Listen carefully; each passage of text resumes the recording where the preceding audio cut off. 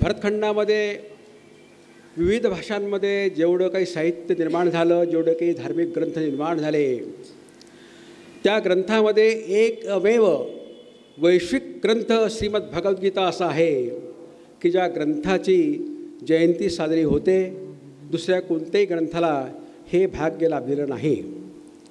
याचं कारण असं आहे की जीवनामध्ये दुभंगलेल्या मनाला अभंग करण्याची शक्ती या ग्रंथामध्ये आहे. आणि ज्या ठिकाणी ही भागवत कथा सुरू होती महाराजांची, त्याच ठिकाणी हा योग आहे.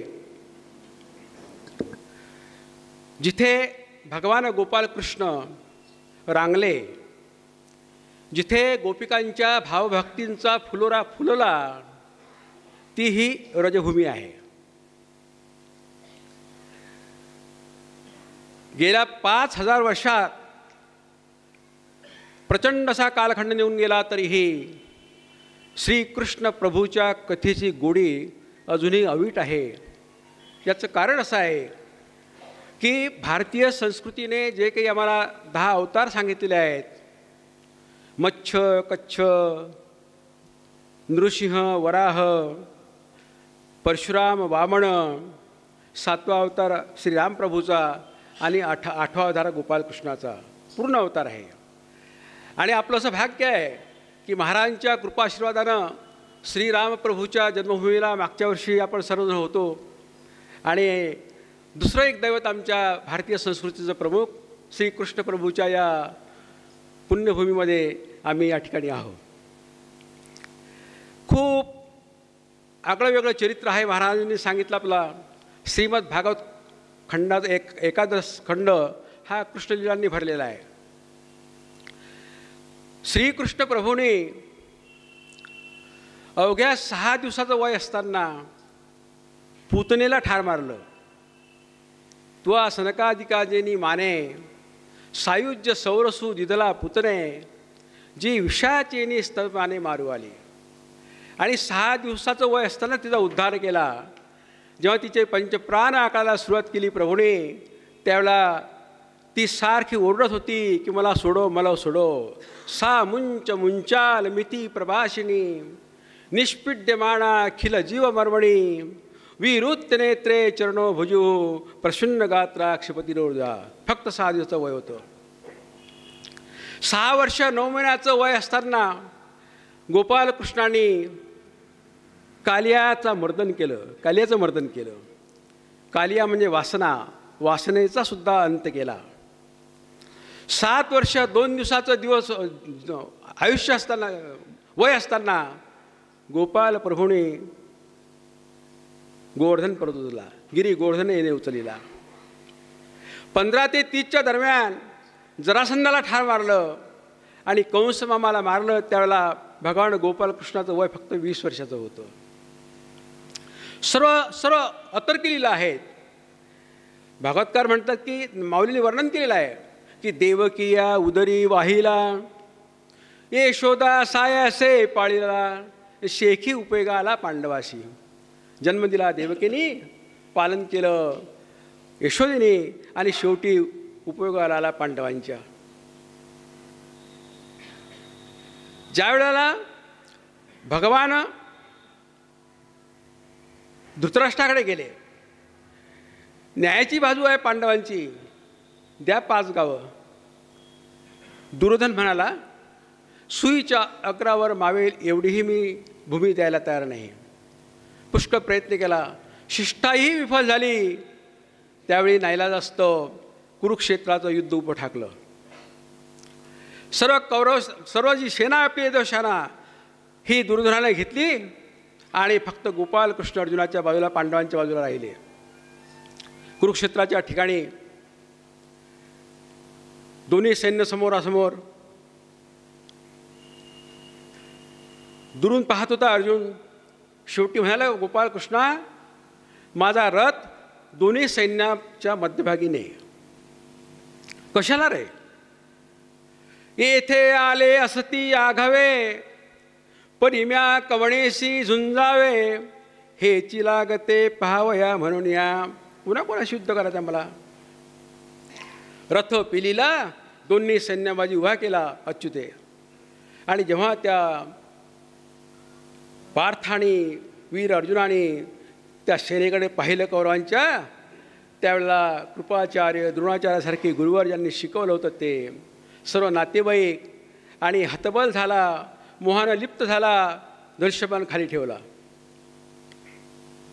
पुष्कळ वेळ झाला तरी धनुष्य उचलायला तयार नव्हता. त्यावेळेला गोपालकृष्णाने म्हटलं, अरे धनुष्य हाती घे, आपलं युद्ध करायला आलो आपण. नाही देवा, मी नाही युद्ध करणार, हे सगळं पाप लागेल मला. त्याची जी वृत्ती आहे, वीर वृत्ती, ती त्याला सोडून गेली होती. त्याचं मन अगदी निर्बल झालं होतं.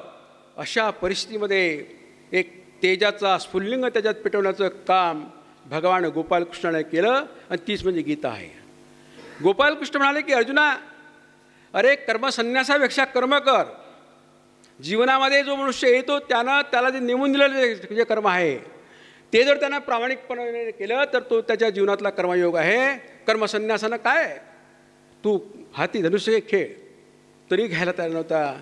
त्यावेळेला भगवंताने त्याला वीरवृत्ती चेतवली जायची की अर्जुना, तू शूरवृत्तीचा ठाओ, क्षत्रियान माझी राहो, तुझी लाठेपणाचा आओ ती लोके. अर्जुना, तू असंग्रामी हरी जिंकिला, निवात कवचाचा ठाव फोडिला, पवाडा तुआ केला गंधर्वासी. अर्जुना, हे पाहता तुझेनी पाडे, दिशे त्रैलोक्य थोकडे, ऐसे अगाधत्व पुरुष चोखडे. पार्था, तुझे इतकं ताकदवान आहेस तू. ह्या सगळ्या घटना माझ्या डोळ्यासमोर आहेत अर्जुना, आणि तू आता निर्बलसारखा खाली धनुष्यबाण ठेवला तुझं.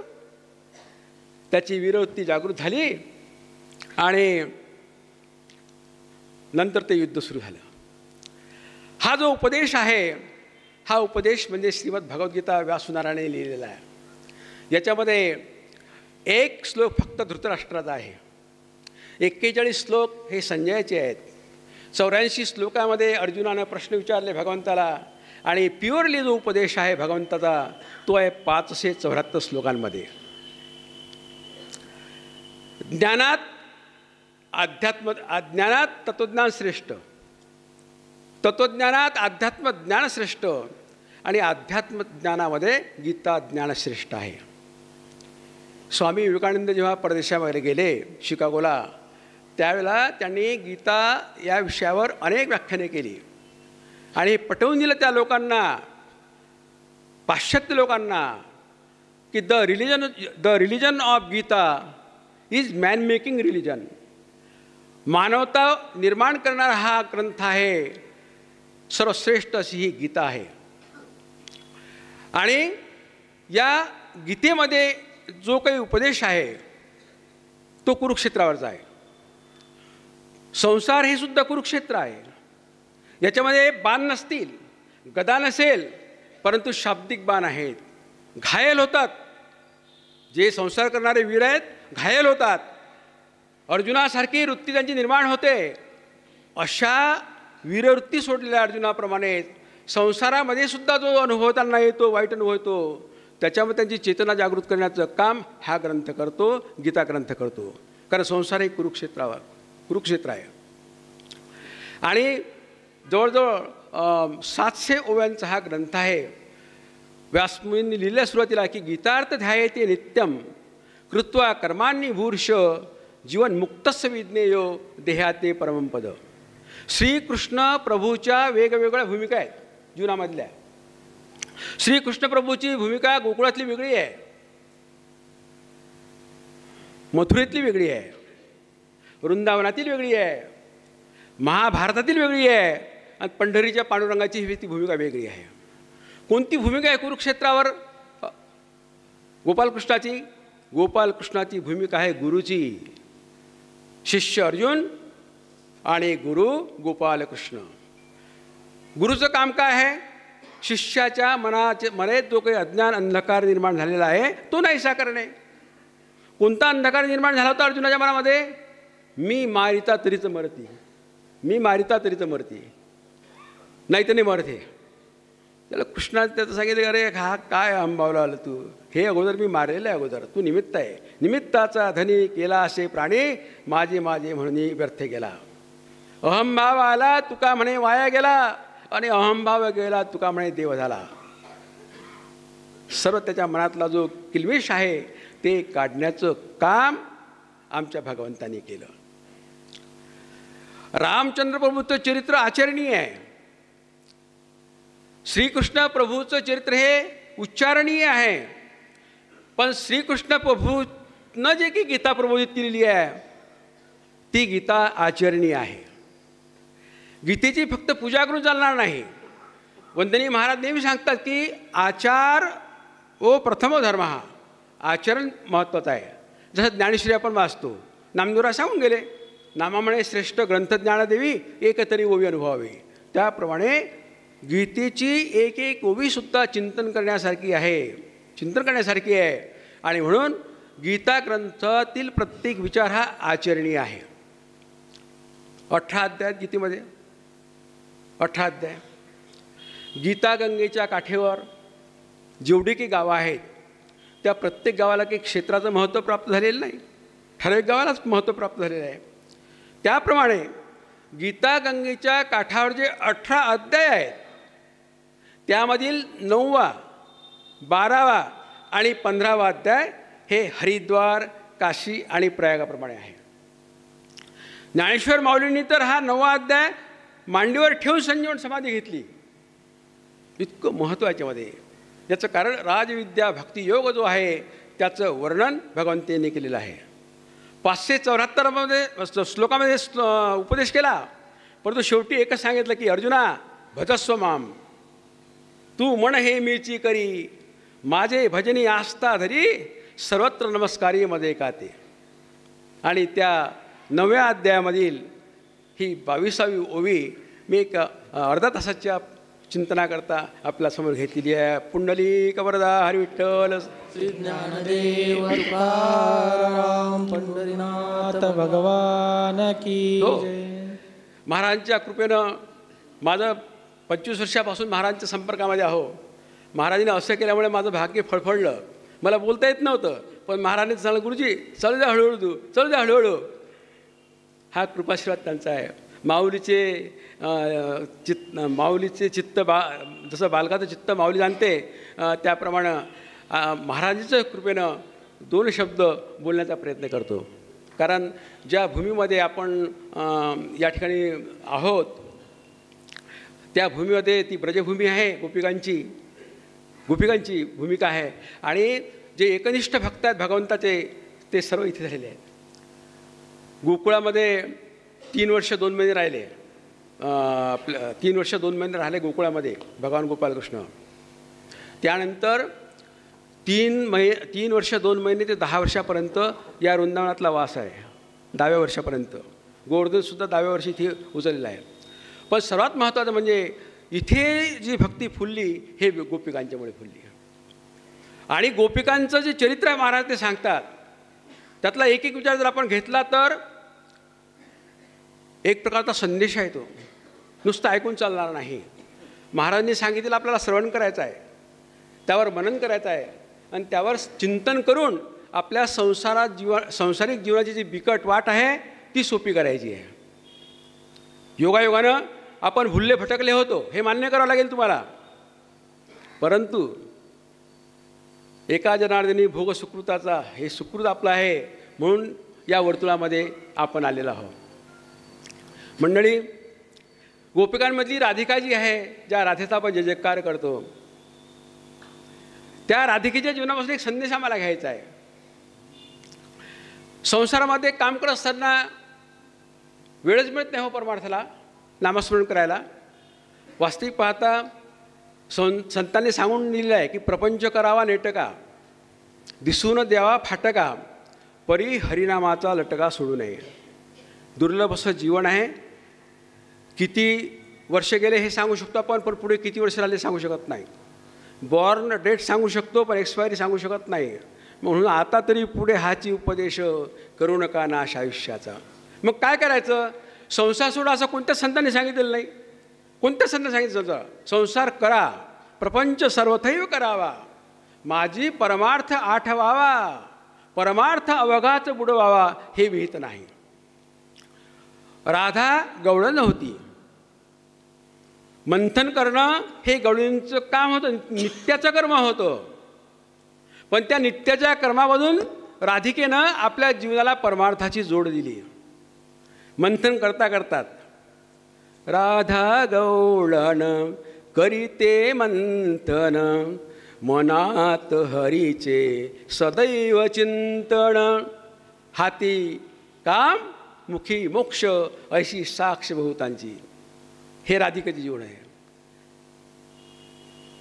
सुदामासारखे भगवंताच्या वर्तुळातले जे मित्र होते साधे भोळे, किती साधी भोळी भक्ती केली. हे आम्हाला घेता येणार नाही का? शिक्षणाचा काही उपयोग नाही इथे भक्तीमध्ये. या परमार्थाच्या क्षेत्रामध्ये लांबीला महत्त्व नाही, रुंदीला महत्त्व नाही, महत्त्व आहे उंचीला, महत्त्व आहे खोलीला. ते किती कशा प्रकारचं तुम्ही नाम घेता ते. तो प्रसंग आहे की गाई घेऊन गेले सगळे गोपाळ. दुपारची वेळ झाली, भुका लागल्या आणि खांदी भार पोटी भुकं बसले एका ठिकाणी जेवायला. पण पेंद्या म्हणे की आज खेळलोच नाही आपण, काही शिदुरा इथे राहू द्या, पहिले खेळू आपण. काय खेळायचं? मग कोणीतरी सूचना केली की बाबा आपल्याला कृष्णा तू लप, आम्ही शोधतो तुला. आणि मी शोधल्या गेलो तर मग काय तू तुम्हाला मग पैसा थोडाच आहे.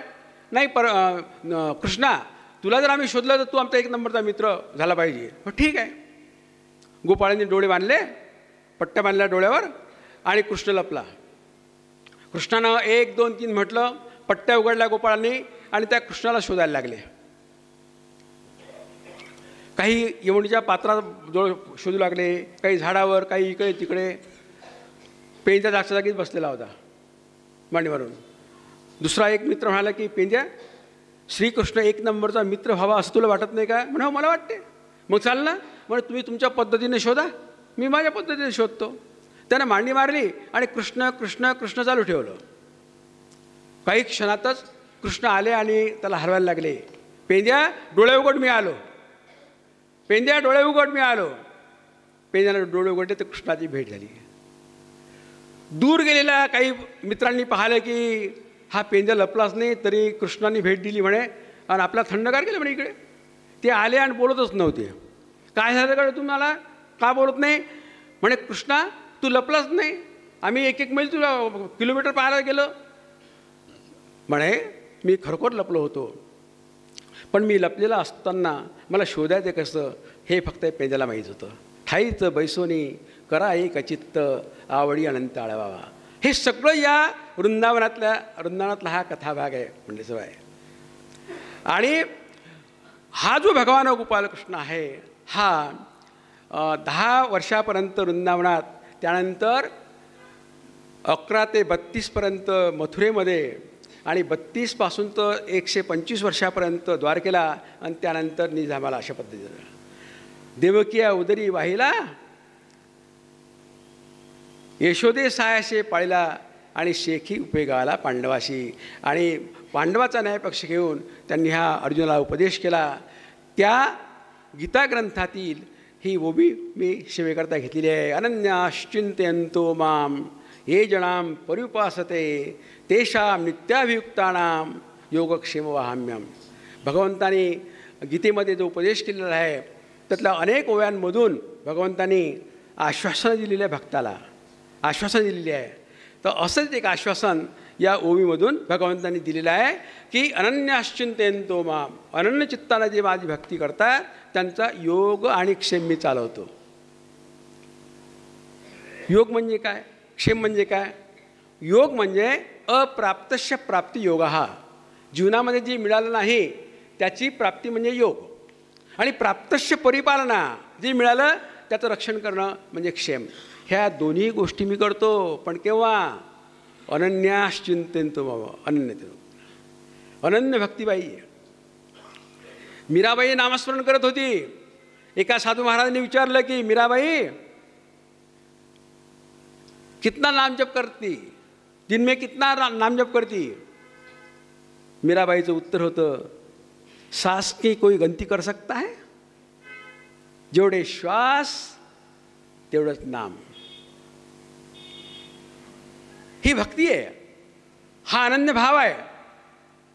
जनाबाई की जिला फक्त नामदेवाच्या संत नामदेवाच्या कुटुंबात असल्यामुळेच तो भक्तीचा स्पर्श झाला.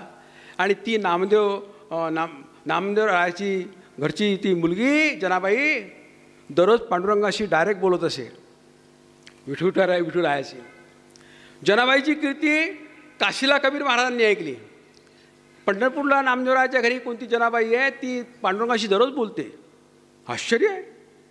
कबीर महाराज काशीवरून आले पंढरपूरला, नामदेवरायाच्या घराची चौकशी केली आणि नामदेवरायाच्या पत्नीला विचारले की तुमच्या इथे जनाबाई आहे काय? म्हणजे तुम्ही जनाबाई म्हणता पण आमच्या घरी जनी आहे ती, आमच्या घरी हे भांडे घासणं कपडे धुणं वगैरे करते ते. कुठे आहे जनाबाई? म्हणजे ती तर गोवऱ्या वेचायला गेली. आणि असा संकेत दाखवला. त्या दिशेनं कबीर महाराज तिचा शोध घ्यायला गेले. पुढे पुढे गेले तर एका शेतामध्ये 3-4 मुली भांडणं करून आल्या होत्या, समवयस्क मुली. ज्याने आमच्या गोवऱ्या तू चोरल्या. ज्याने म्हणून नाही मी नाही चोरल्या, माझ्याच तर तुम्ही घेतल्या. हा संवाद दुरून कबीर महाराज ऐकत होते. म्हणाले ज्या जनीची कीर्ती मी काशीला ऐकली ती या भांड कुदळ मुलींमध्ये जनी कशी असू शकेल? म्हणून ते परत निघाले. थोडे पुढे गेले तितक्याच आवाज दिला जनाबाईनं, ओ कबीर महाराज इकडे या. कबीर महाराज एकदम उभे राहिले आणि विचार करायला लागले की पंढरपूर क्षेत्री मी पहिल्याच वेळेस आलो आणि नेमकं कबीर महाराज इकडे असं कोणी म्हटलं? ते स्पीडनं आले त्या ठिकाणी आणि म्हणायला लागले की मुलींनं मला कबीर महाराज कोणी म्हटलं? जनाबाई म्हणे मी म्हटलं. काय नाव आहे तुझं मुली? माझं नाव जनी. जनी. असं जनाबाई मला तू ओळखलं? म्हणजे तुमच्यासारखे साधू महाराज सगळेच ओळखते मी, पण ते जाऊ द्या, आमचा न्याय तोडा. काय न्याय तोडायचा?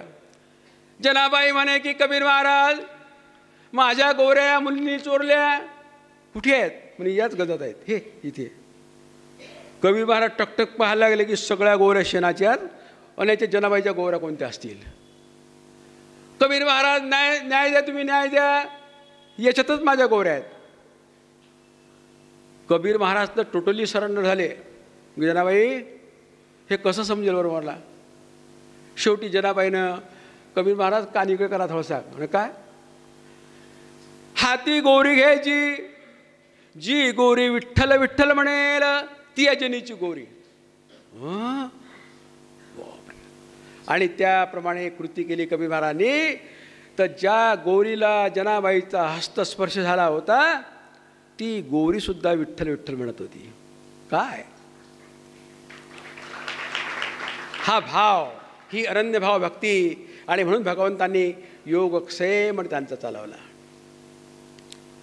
अवंती नगरीचे सुदामदेव गोपालकृष्णाच्या भेटीला गेले. जय विजय दोघांनी अडवलं त्या गेटच्या जवळ. ए ब्राह्मणा चालला कुठे? म्हणजे या नगरीचे राजे माझे मित्र, नक्की तुला ठाण्याच्या मेंटल हॉस्पिटलमध्ये भरती करावं लागते. तुझ्या अंगात कपडे नाहीत आणि सांगतो नातं आमच्या राजाशी, जाऊ द्या मला. नाही जाता येणार. 2 द्वारपाल होते. शेवटी सुदामदेवांना सांगितलं की मी इथे थांबतो, तुम्ही फक्त मला निरोप सांगा गोपालकृष्णाला की अवंती नगरीचा सुदामा ब्राह्मण आलेला आहे. आणि ज्यावेळेला तो निरोप घेऊन तो द्वारपाल गेला त्यावेळेला कौटुंबिक आनंदाच्या प्रसंगामध्ये गोपालकृष्ण होते. रुक्मिणी, जामवंती, कालिंदी, सत्यभामा अष्टनायिका त्या ठिकाणी उभ्या होत्या. आणि एकदम आनंदाचा प्रसंग अशा वेळेला हा दरवाजात उभा. गोपालकृष्णाचं लक्ष गेले की काय रे काय? म्हणजे महाराज कोणीतरी ब्राह्मण नाव सांगतो सुदामा आणि गाव सांगतो अवंती. नाव काय म्हटलं? म्हणजे सुदामा. सुदामा शब्द ऐकताच भगवंतानी सिंहासनावरून खाली झेप घेतली आणि धावत धावत कुठे आहे म्हणत अंगणातल्या सुदामदेवाला कडकडीत मिठी मारली.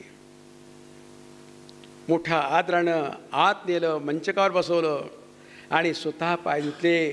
रुक्मिणीनं पाणी ओतलं आणि हात धुतले पाय धुतले गोपालकृष्णाने. सज्जन हो, गोपालकृष्णाने कोणत्या पाण्यानं पाय धुतले सुदामदेवाचे? गंगेच्या नाही, समुद्राच्या नाही, कोणत्याही नदीच्या नाही. मग पाय धुतले डोळ्यातल्या आसवांनी. देखी सुदामा की दीनदशा करुणा, करिके करुणा निधी रोये, पाणी परात का हात छुयो नये, नैनन के जल सोपगदोये. हा भाव अनन्यास चिंतेन तो मा. आणि गोपिकांचं तर सांगावंच लागत नाही. महाराजांनी काल प्रसंग सांगितला की आपण द्वारकेच्या परिसरात जातो पाहायला, तिथे गोपी तलाव आहे. गोपी तलाव पाहायला गेलो होतो आम्ही. आणि तिथंच माहीत पडलं गोपी तलाव म्हणजे इथे गोपींनी आपला देह विसर्जन केला. काय कथा ती की गोपिका त्या तलावामध्ये स्नान करत असताना अचानक वृत्त कळलं की भगवान निजधामाला गेले.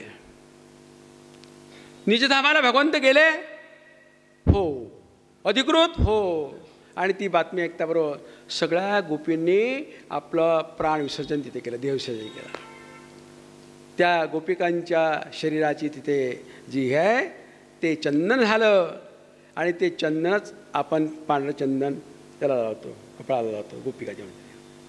पंढरपूरला आम्ही गेलो होतो. बाजूला 3-4 जण उभे असताना एक परदेशी महिला चंदन घेण्याकरता आली. 2 असे गोल गोल 2 चंदन होते, 10 रुपयाला 2, 10 रुपयाला 2. त्या महिलेनं पर्समधले 10 रुपये काढले आणि दिले त्याला. आणि ते प्लास्टिकच्या आवरणात असेल ते घेतलं आणि नेहमीप्रमाणे पाहायला लागली. त्यामुळे काय बेटा याच्यावर एक्सपायरी डेट नाही, एक्सपायरी डेटवर. तो चुनचुनीत मुलगा होता, आम्ही ऐकलंच होता. तो मुलगा म्हणे की मॅडम या चंदनावर एक्सपायरी डेट नाही. कुंदन जर भक्तिभावानं दररोज आपल्या कपाळाला लावलं तर तुमच्या जीवनाची एक्सपायरी वाढू शकेल. एवढी पॉवर या चंदनामध्ये आहे. आमच्या ज्ञानोबा तुकोबांनी हाच भागवत धर्माचा विचार संदेश आम्हाला दिलेला आहे. सारा सोफा नलगती सायास जावेवनंतरा सुखे तो घरा नारायण. हाच भाव वारंवार महाराजाला सांगत आहे.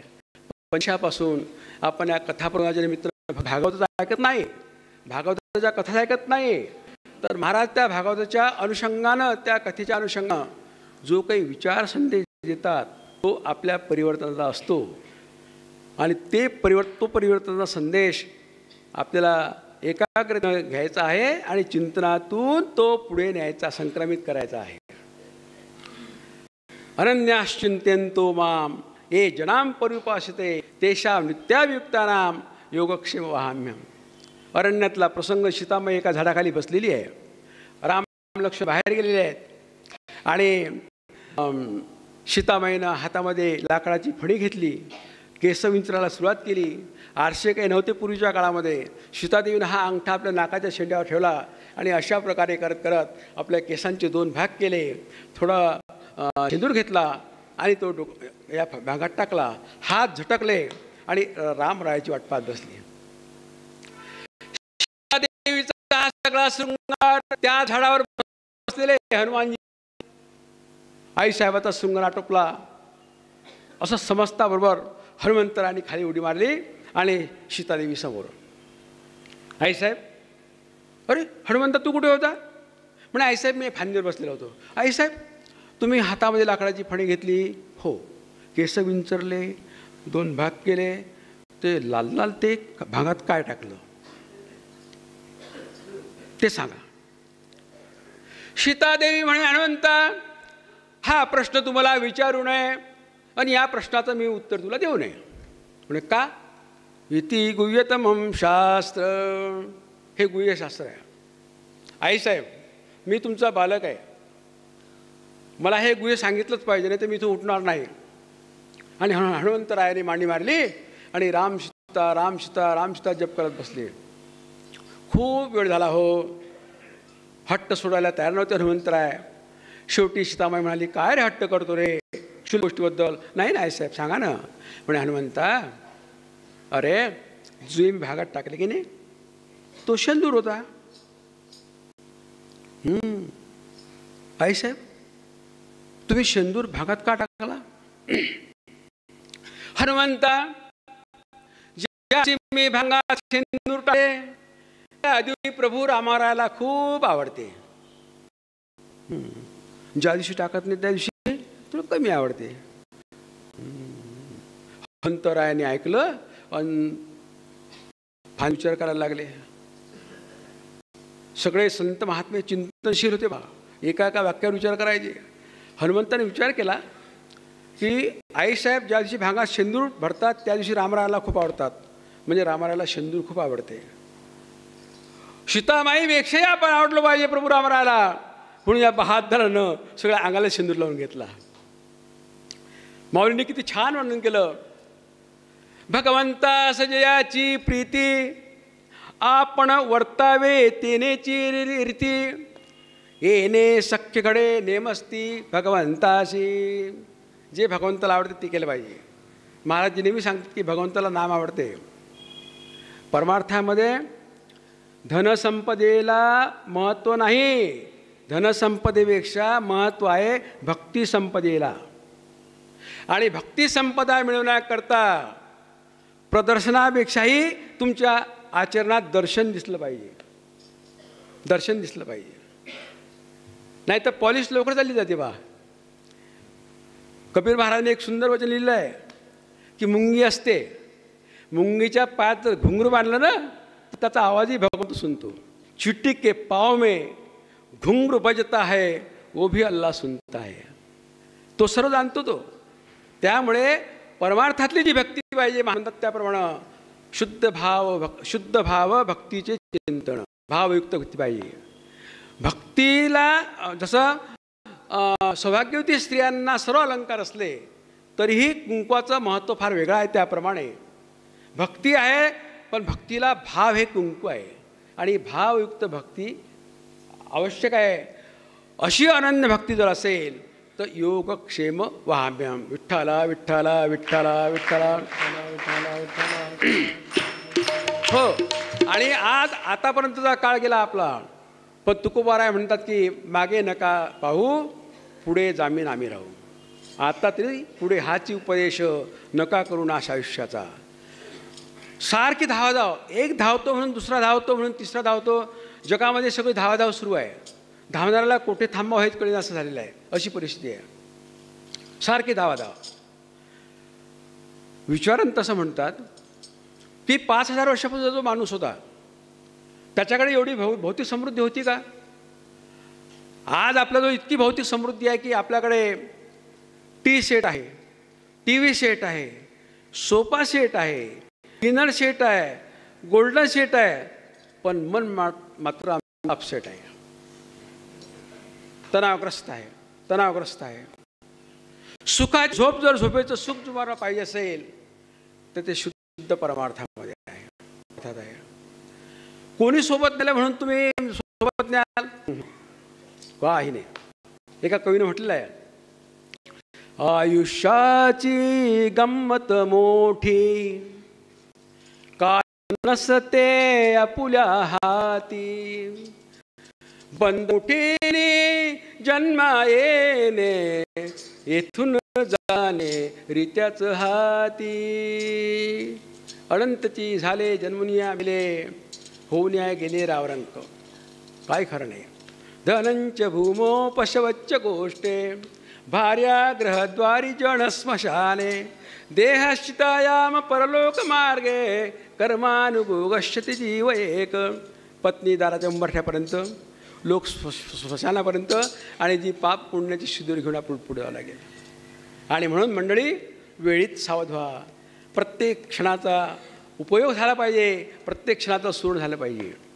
आज 25 वर्षाचा काळ महाराजांचे जीवनाचे 3 टप्पे आता तुम्ही आपण अनुभवतो आहोत की अरुणाचल प्रदेशमध्ये 25 वर्षाचं शिक्षण झाल्यानंतर महाराज 25 वर्ष तिकडे काढले अरुणाचल प्रदेशमध्ये इंग्लिश टीचर म्हणून.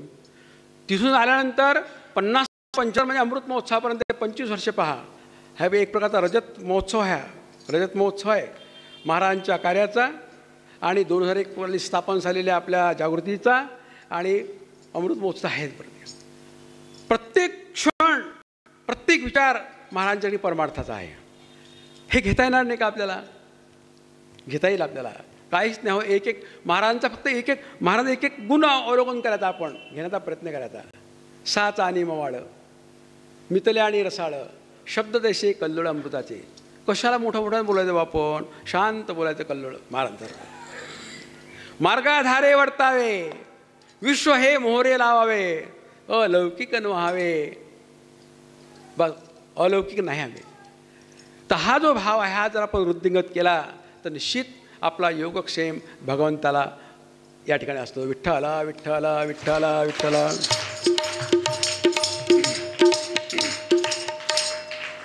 म्हणून गोपालकृष्ण असं म्हणतात अर्जुना की अर्जुना, अनन्य भावानं जर तू माझी भक्ती केली तर योग आणि क्षेम हा मी तुला चालवतो. भक्तांच्या अनेक कथा आहेत आपल्याजवळ, पण वेळेच्या अभावी मी सांगू शकणार नाही. आज या निमित्तानं झालेली शिवाय या ठिकाणी मी विसावा देतो. आणि आज ज्या निमित्तानं काही मंडळी आज आलेली आहे, उत्सुकता कोणती, फक्त महाराजांच्या अमृत महोत्सवाला जाण्याची.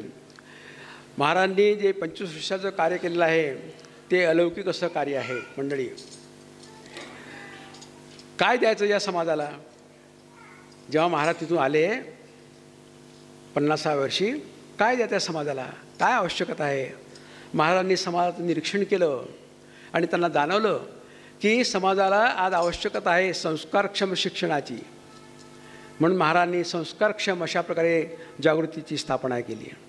आज हजारो विद्यार्थी त्यामधून निघत आहेत, ते संस्कारक्षम असे मोठमोठ्या पदावर आहे. पर्यावरण निर्माण केलं, हजारो झाडं त्या ठिकाणी जगवली. आणि हे सर्वसामान्य ग्रामीण भागातील मंडळी काय जाऊ शकतील तीर्थाटनाला? म्हणून भरतखंडातील सर्व जे जे महत्त्वाचे स्थळ होते, 4 धाम, सप्तपुर्या, या ठिकाणी महाराज स्वतः जाऊन आले. तिथला अनुभव घेऊन महाराजांनी आपल्यावरही हे फार मोठं उपकार केलेला आहे. फार मोठं हे अलौकिक असं कार्य आहे. आणि हे सगळं करत असताना कशाच्या माध्यमातून करायचं? तर हा श्रीमद भागवत ग्रंथ निवडला. जी काही पुराण आहेत आपली 18 पुराणं, त्यामधला सगळ्यात भक्तिरस प्रधान पुराणाचा नंबर म्हणजे श्रीमद भागवताचा आहे. आणि त्या पुराणाच्या माध्यमातून, त्या कथेच्या माध्यमातून महाराजांनी जवळ 500 कथा आज या महाराष्ट्र देशी केल्या. आपण जर विचार केला की 25 वर्षामध्ये 500 कथा, तर दर महिन्याला 2 कथा महाराजांनी केलेल्या आहे. किती पोळ बसले. एक शब्द बोलायला विज्ञानाच्या नियमाप्रमाणे 72 स्नायूंची हालचाल होते. महाराज सारखं बोलत आहे, सारखं बोलत आहे. कुठे स्वार्थ आहे महाराजांचा? किती निरपेक्ष भाव आहे मंडळी, शब्दात वर्णन करता येणार नाही. आणि आता तर साहित्य सेवासुद्धा सुरू केली महाराजांनी. ज्या ज्या ठिकाणी पदयात्रा काढली, ज्या ठिकाणी तीर्थदर्शन घेतलं, तिथलं साहित्य वाचलं, वेदाचा अभ्यास केला आणि त्यातून मंथन करून ग्रंथरचना केली. जवळपास 16,500 ओव्यांचे 4 ग्रंथ महाराजांचे आहेत. श्री हरिकथामृत आहे, शिवमहात्म्य आहे, नर्मदा पुराण आहे, त्यानंतर जगन्नाथजीचं चरित्र आहे. आणि आत्ता मागच्या महिन्यापासून महाराजांनी गंगोत्रीचा महिमा 5व्या ग्रंथाचा लवकरच येत आहे. कुठे वेळ नाही काय? आणि तुम्ही म्हणाल इतक्या या अशा वयोमानामध्ये सुद्धा आहार पासून तर काहीच नाही. महाराजांच्या सोबत 3-4 वेळ जेवण्याचा योगाला विविध स्थळी अर्धी भाकरी, मुगाची डाळ, का सांगाल? परंतु ही भक्ती ऊर्जा आहे, भगवंताची ही देणगी आहे, गॉड गिफ्ट आहे. त्या भक्ती ऊर्जेच्या बळावर महाराजांनी आज पूर्ण महाराष्ट्र देशाचे लाखो लोकांचे श्रोते तयार केलेले आहेत. हजारो लोकांचे मानसगुरू महाराजजी आहेत. कोणी कसे वागा माझ्याशी, कोणी निंदा, कोणी वंदा. आमचा हा सोयीताचा धंदा आहे परमार्थाचा. पुन्हा जन्म हा मिळणार नाही. आणि हाच भाव महाराजांचा आपल्याला सांगत आहे की काहीतरी कल्याण करा, आता कल्याण करा. तुम्ही आपण सगळे या परिवारातले आहो. आणि हा जागृती परिवार अधिकाधिक वर्धिष्णू करण्याकरता महाराजांच्या कृपेनं आपण प्रयत्न करूया. आज सकाळीच कोणीतरी म्हटलं की महाराज 100 वर्ष जगले पाहिजे, कोणी म्हणे 100च्या पुढे जगले पाहिजे. पण त्याच्यामागे तुम्ही स्वार्थी साधला बोलणार आणि किंवा त्यावेळेला आम्ही असलो पाहिजे. परमार्थ असं चालते कुठे? स्वार्थनिरपेक्ष पंगत बसते, याला जिलेबी पाहिजे असते, पण मागील कशी यांना टाका आणि मग मला आणा, हे असं नाही चालत. अनन्याश्चिंतेन्तु मां, मनापासून आपण महाराजांना आज सुये चिंतूया, मनापासून महाराजांना निरोगी आणि प्रसन्न आयुष्य देऊया. जे की कर्मयोगाप्रमाणे जे काही आघात होतात व्यक्तीवर ते तर चुकवता येतच नाही. ते आदिभौतिक, आदिदैविक, आध्यात्मिक हे सर्व चालणारच आहे. पण अशा या सर्व त्रिविध दुःखाचे काही प्रसंग आले महाराजावर, तरीही ते सोसण्याचं बळ, ती भक्ती ऊर्जा महाराजांच्या जीवनामध्ये अधिकाधिक निर्माण हो, अशा प्रकारचा आशावाद आपण निर्माण करण्यासाठी प्रभूच्या चरणी प्रार्थना करूया. आयुष्याची फुले 75 ही उधळलेली महाराज आजवरी, आणि सुगंध उधळीत चालावे गाठावी 100, गाठावी 100. आज या वृंदावनच्या भूमीमध्ये आमचं सर्वांचं भाग्य आहे की महाराजांनी इथपर्यंत आणलेलं आहे आम्हाला. यापुढे महाराजांना आमची वारंवार विनंती राहिलेली आहे की महाराजजी, तुम्ही बसल्या जागेवरून गुरुची भूमिका करू शकता, परंतु आता वयोमानाप्रमाणे आउटडोअरला म्हणजे बाहेरच्या गावी कथा प्रबोधनाचं कार्य मला असं वाटतं की थांबवलं पाहिजे. कारण तुम्ही आम्हाला खूप वर्ष हवे आहात. जागृतीमध्ये दर महिन्याला जरी कथा, भागवताची कथा घेतली तरी आमचे श्रोते, आम्ही भाविकजन तिथे यायला उत्सुक आहो, परंतु आउटडोअरला किती इतक्या दुरून येणे, काय सांगा बरं. इथे आल्यानंतर महाराजांची दिनचर्या आपण पाहतो आहे. ह्या सगळ्या गोष्टींचा जर विचार केला तर महाराजांनी आता थोडीशी भूमिका बदलणं अत्यंत आवश्यक आहे.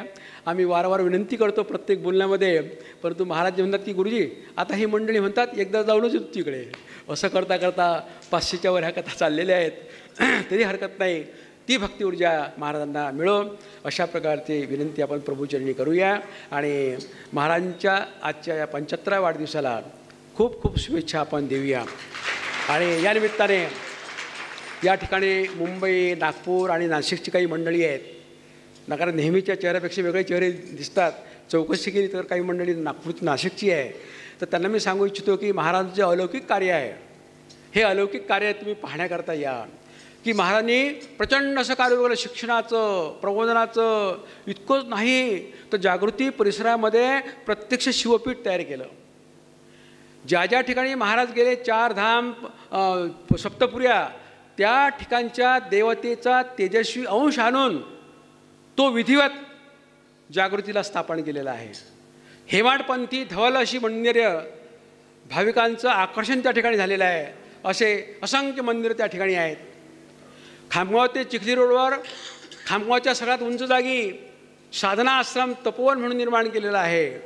ही महाराजांचे अलौकिक कार्य पाहण्याकरता आपण जरूर या.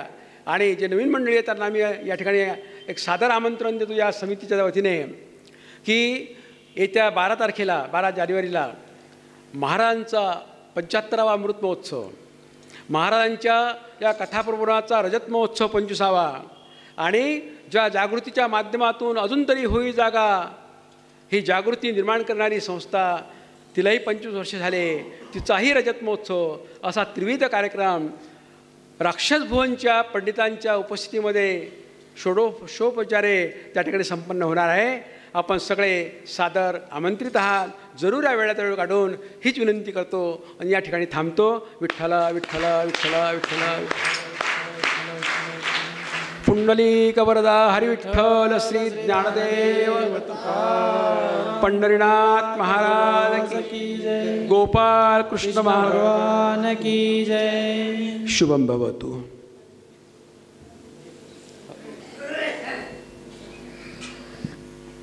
धन्यवाद मिरगे सर.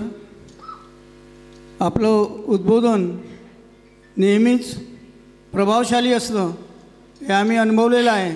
ज्या ज्यावेळी तुम्ही जागृती आश्रमात येता त्यावेळी तुमचं उद्बोधन ऐकायला मिळते. आम्ही सर्वजण तुमचे ऋणी आहोत. धन्यवाद. यानंतर आपल्याला पुढच्या कार्यक्रमाकडे वळायचं आहे. महाराजांचा जन्मदिवस आणि या जन्मदिवशी आपण सर्वजण या ठिकाणी जमलो आहोत हे तुमचं आमचं अहोभाग्य आहे. आणि तुमच्या मनात जे विचार आहेत महाराजांच्याविषयी ते मी फक्त 2 ओळीमध्ये तुम्हाला सांगू इच्छितो. आज का दिन लाया है खुशियों का खजाना, आज का दिन लाया है खुशियों का खजाना. महाराज जी आप शतायुषी हो, यही है हमारी दिल की प्रार्थना. तुमच्या आमच्या मनात हाच विचार आहे की महाराजांना निरोगी आयुष्य मिळालं पाहिजे आणि ते दीर्घायुषी होत ही तुमच्या आमच्या मनातली इच्छा आहे. तेव्हा ही या 2 ओळीमध्ये प्रकट केलेली आहे. यानंतर मी जी आयोजक मंडळी आहे यांना विनंती करतो की पहिल्यांदा महाराजांचं पूजन करावं आणि ज्या महिला आहेत, ज्या महिला औक्षण करता सांगितलेल्या आहेत त्यांनी पुढे येऊन समोर यावं.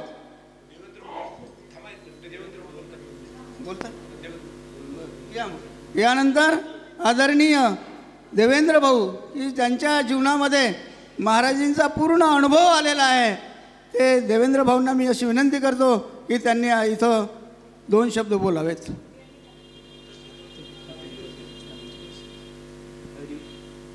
हरिओम.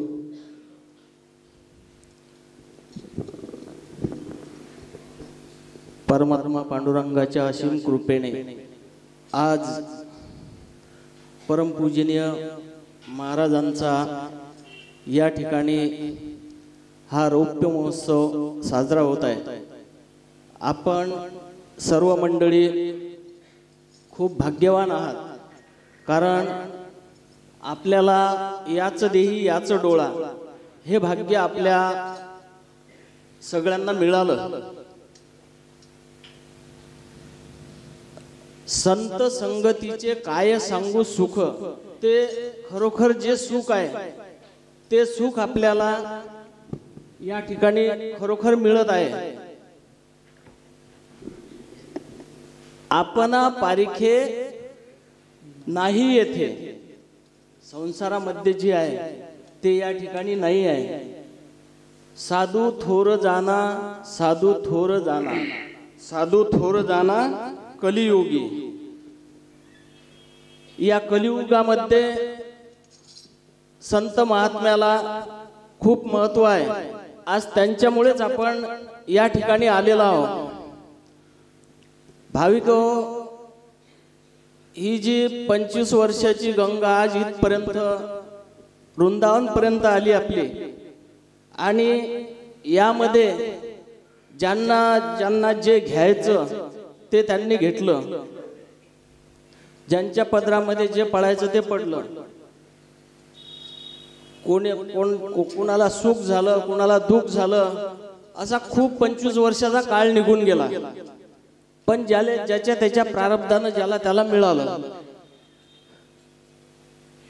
परमपूजनीय महाराजांच्या सोबत 4 धाम पदयात्रासह विदेशात आणि सर्व जेवढ्या कथा वगैरे झाल्या असतील, जेवढे तीर्थक्षेत्र झाले, त्या ठिकाणी पूर्ण महाराजांच्या सहवासात जीवन गेलं. मी जर विचार केला की मला विठ्ठलाचं दर्शन घ्यायचं, ती आषाढी असो, लाखोची गर्दी असो, किती असो, हा जो जेव्हापासून महाराजांच्या सहवासात आहे तेव्हापासूनचा अनुभव आहे. मला जर वाटलं की मला उद्या जायचं पंढरपूरला आणि मला गेल्या गेल्या दर्शन घ्यायचं आहे, महाराजांना म्हटलं पंढरपूरला चलायचं, महाराजजी तयार. पंढरपूर म्हटलं की चलायचं. आणि तिथं गेल्या गेल्या तुम्हाला मंदिरातून सेवक घ्यायला येतील आणि तुम्हाला दर्शन देतील. अगोदरच्या काळात तर कथा होत होत्या, आणि एक माताजी होत्या, त्या विठ्ठलाच्या गाभाऱ्यामध्ये झाडपूस करायला असायच्या. आपल्या मालेगावकडच्या, आलेगावकडच्या होत्या. आणि त्यांची ओळख झाली. त्यांचा फोन नंबर घेतला, त्यांना सांगितलं महाराजजी दर्शनाला येणार. ते अगोदरच सांगत होते की महाराजजी आल्यानंतर मला तुम्ही निघाले की फोन करा. आणि ज्यावेळेस आम्ही त्या गाभाऱ्यामधून एंट्री करत होतो त्यावेळेस त्या माताजी पूर्ण बारी बंद करायच्या.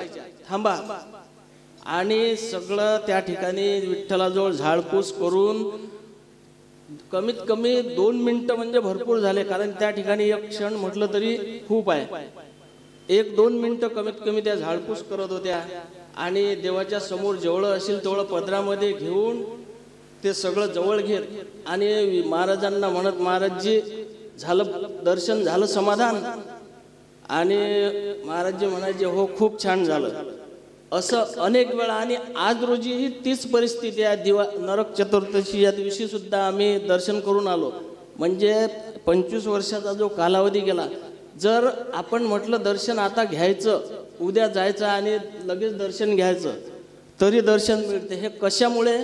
फक्त आपण तर एक गंगेतला दगड असला तरी त्याला त्याची गंगेत आहे तोपर्यंत किंमत आहे. आपण या सत्संगात बसलेला आहोत तोपर्यंत किंमत आहे. संत संगतीमध्ये आहे तोपर्यंत किंमत आहे. पण बाहेर तुम्हाला कोणी विचारणार नाही. जर मी एकटा जर गेलो पंढरपूरला, मला दर्शन म्हटलं तर तिथं उभे राहू देणार नाही. पण हा प्रभाव कुणाचा आहे? हा संताचा. आणि अशातच 4 धामाच्या पदयात्रा झाल्या. त्यामध्ये श्यामसुद्धा सोबत होता. पहिल्या वारीला श्यामचे बाबा सोबत होते. ऋषिकेशपासून ज्यावेळेस वारी झाली त्यावेळेस श्यामचे बाबा होते. डोक्यावर सामान घेऊन पहिली वारी झाली. आणि दुसरी वारी आपल्या जागृतीपासून झाली. श्याम सायकल लोटत होता. बैतूलपर्यंत आल्यानंतर महाराजजी म्हणायचे, त्याचे पाय सुजले, आमचे पाय सुजले. एका ठिकाणी बसलो दुपारच्या वेळेला. महाराजजी म्हणाले, तुम्ही घरी चालले तर आता, तुम्ही काही येऊ नका, तुमचं काम नाही आहे. पण म्हटलं, महाराजजी आता इथपर्यंत आलो, आता घरी जाणं योग्य नाही. लोक काय म्हणतील आपण जर परत गेलो तर.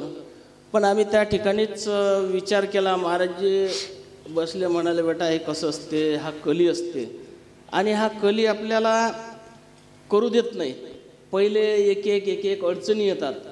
तुमच्या पायाला जखमा होतील, फोळं येतील पायाला, पुन्हा फोळावर फोळं येतील, मग तेही जमणार नाही. तो कली म्हणते एवढ्यात जमत नाही. फोळं आल्यानंतर पुन्हा त्याला ताप येईल, पुन्हा त्याच्यावरही जमत नाही, पाय सुजील. पण ह्या अनेक अशा गोष्टी सगळ्या येत राहतील. आणि ह्या गोष्टीवर जर तुम्ही मात केली तर शेवटी तो कली म्हणेन, आता या ठिकाणी काही आता जमत नाही आपलं, आपण इथून चला. आणि ह्याच गोष्टीचा त्या ठिकाणी आम्ही निर्धार केला. श्यामचे अक्षरशः पाय सुजले होते, कारण सायकलवर सामान लोटत चालत होता, तिघांचा बिस्तरा सोबत, आणि लोटत लोटत ते सायकल चालवायचा. पण ती वारी पूर्ण केली. या यमुनेच्या डबल मजली पूल आहे, त्या पुलावरून अक्षरशः डबल मजली पुलावर सायकल उचलून श्यामनं आम्ही ते दुसऱ्या मजल्यावर सायकल उचलली सामानासहित. आणि याला मथुरेला मुक्काम होता, मथुरेच्या पुढे. असे या सर्व भागातून रात्री 1-1 वाजता 2-2 वाजता पूर्ण रात्रभर पायी चालून हा प्रवास केला. कधी जंगलात पडायचं, कुठे जायचं, जेवणाची कधी व्यवस्था नाही. जिथं मिळालं कधी फळं घ्यायचे, कधी खिचडी बनवायची, असं करून हा प्रवास केला. एक दिवस तिच्या जवळ आलो, आपल्या नजीबाबाद जवळ. शेवटचा हे होता, गंगा आली. आणि एक थांबलो एका ठिकाणी. असं वाटलं हे साधूचं ठिकाण आहे, महाराज जीवनात इथं थांबू, आता संध्याकाळची वेळ झाली, पुढं काही जाऊ नये आपण. आणि थांबलो त्या ठिकाणी. आणि ते जे तिथलं ठिकाण होतं ते काही चांगलं नव्हतं. ते आतमध्ये ज्यावेळेस आम्ही गेलो, त्यांची झोपडी होती, शिवजीचा पुतळा होता समोर, हे होती, मूर्ती होती. आणि त्याच्यामध्ये पाहिलं तर सगळं थोडं वाईट दिसलं. महाराजांना सांगितलं, म्हटलं महाराजजी या ठिकाणी राहणं योग्य नाही. आणि त्या ठिकाणी सगळे ते आतमध्ये काही पडलेल्या बॉटल वगैरे ते सगळं पाहून म्हटलं महाराजजी इथं थांबणं योग्य नाही. आणि हे सगळे इथून गायब झाले, कोणीच नाही इथं. आणि हे नक्कीच आता आपल्याला अडचणीत आणतील. आणि तेवढ्याच वेळेस रात्रीचे 9 वाजले असतील. तिथून निघालो. पुढे जावा तर कुठं जावा, हे किती दूर जायचं हे माहीत नाही. रात्रीची वेळ आणि आता हिमालयाचा पुढचा प्रवास सुरू झाला.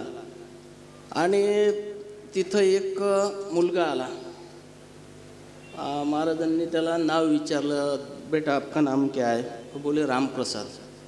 महाराजांनी त्याला विचारलं, असं असं आमची वारी आहे पायी आणि आम्हाला एका ठिकाणी सुरक्षित ठिकाणी आम्हाला मुक्कामासाठी घेऊन चल. आणि त्याला तिथला इतिहास विचारला त्या ठिकाणचा. नाही बोले आप गलत जगह रुके बोले. त्यांनी सगळं त्यांची हिस्ट्री सांगितली. ते ऐकून आम्ही सुद्धा हे झालो. तो म्हणाला आमच्या घरी चला परत. म्हटलं नाही, आम्ही मागे वळून येत नाही. मग त्यांनी समोर नेलं आणि म्हणे माझ्या मित्राची एक हॉटेल आहे चौकीवर, तिथं चला म्हणे. तिथं घेऊन गेला. त्या हॉटेलवाल्याला सांगितलं हे पदयात्री आहे आणि यांना रात्रभर विश्राम द्या. आता जेवण वगैरे काही नाही त्या ठिकाणी. तसंच सतरंजा टाकल्या आणि पडलो. रात्रभर गाड्या चालू, ते वाहनं चालू आणि तिथंच झोपलो. झोप काही येत नव्हती कारण जेवण नाही, काही नाही. दिवसभरचा प्रवास. रात्री 12च्या नंतर आम्हाला थोडंफार झोप लागली. मग महाराजांनी उठवलं. महाराजजी म्हणतात श्याम देवेंद्र उठ. आणि उठून पाहिलं तर चारी बाजूला सगळा पोलीस बसलेले खुर्च्या टाकून, बाजूला पोलीसची गाडी.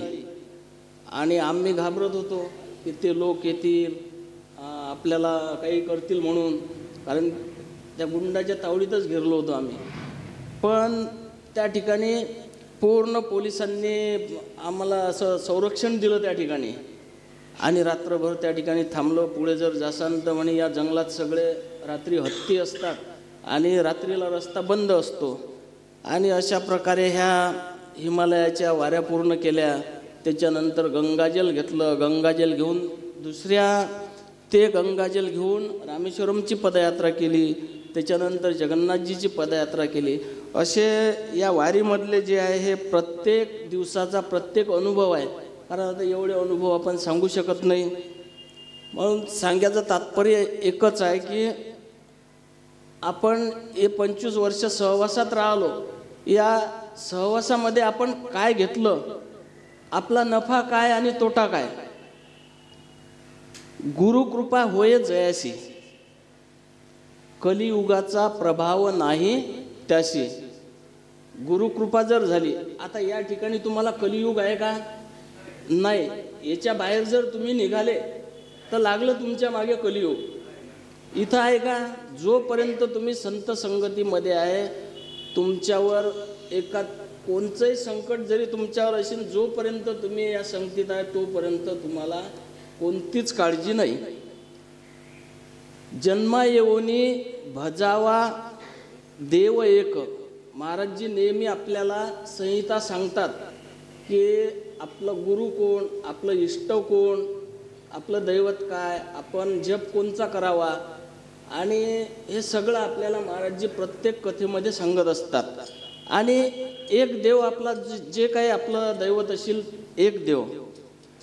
आणि करावा गुरु एकच गुरु. मग आपला ज्यांच्यावर आपली श्रद्धा आहे, ज्यांच्याकडून माळ घेतली, माऊली असो, तुकाराम महाराज असो, अजून जगातले जे गुरु जे काही कोणी असतील, ते एक गुरु करायचा. गुरु आहे त्रिमूर्ती. आणि मग त्रिमूर्ती त्यांच्याबद्दल मनात संदेह यायला नको.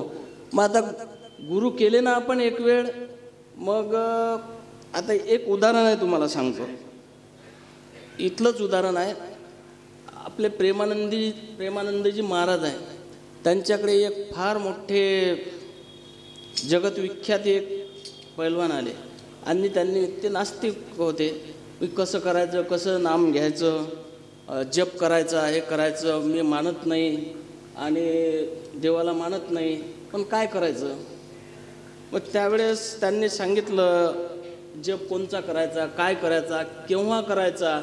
हर श्वासामध्ये जप करायचा. तुम्ही बाहेर जर निघाले, तुम्ही जे काही तुम्हाला आवडत असेल, रामकृष्ण हरे, राधे राधे किंवा राधे राधा, जो काही असेल तो तुम्ही हर श्वासामध्ये घ्यायचा. हे त्यांना सांगितलं. काळ वेळ नाम उच्चारिता नाही.